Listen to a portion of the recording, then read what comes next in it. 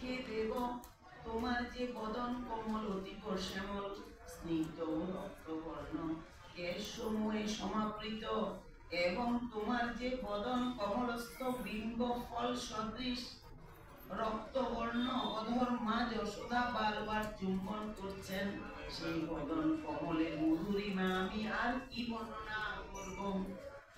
আমার মন মধ্যে সেই বদন কমল আবির্ভূত হোক। পশুজাদি অন্য অধিক লক্ষ লক্ষ লাভেও আমার কোনো প্রয়োজন নেই।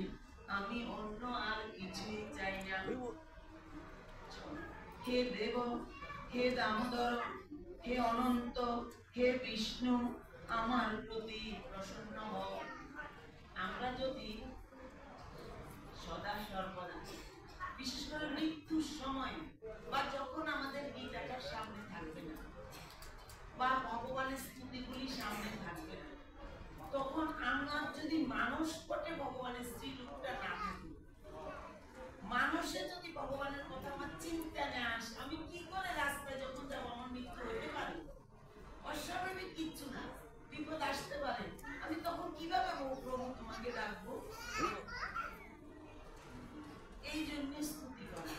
মুনিরা, মুনি ঋষি আচার্যগণ এই স্তুতি করেই ভগবানকে লাভ করেছে।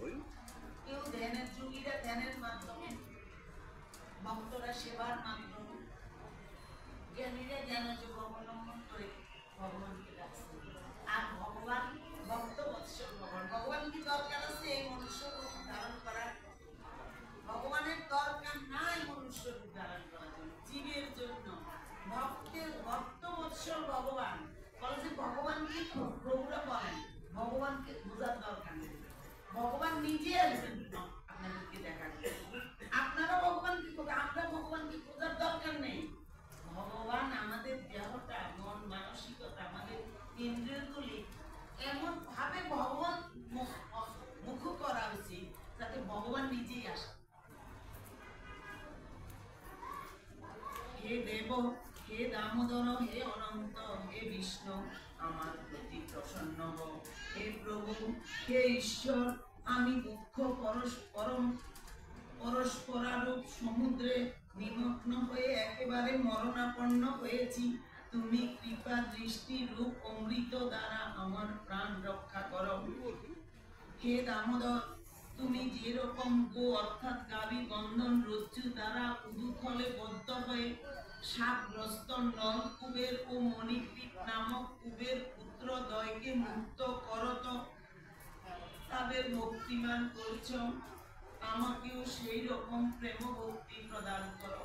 কারণ নল এবং কুবেরের পুত্র তারা শিবের অনুচর ছিল।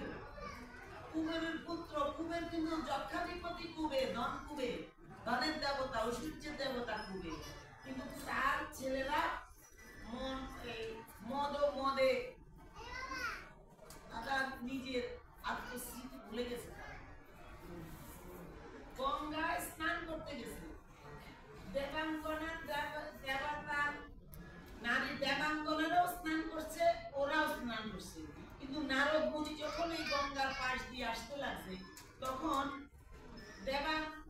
দেবাঙ্গনেরা তাড়াতাড়ি, ওরা উলঙ্গ অবস্থা ছিল, তাড়াতাড়ি কাপড় পরে ফেলছে লজ্জায়। নারদ মুনি আসতেছে বা একটা সম্ভ্রমের ভয়ে, একটা গুরুজন, উনি একটা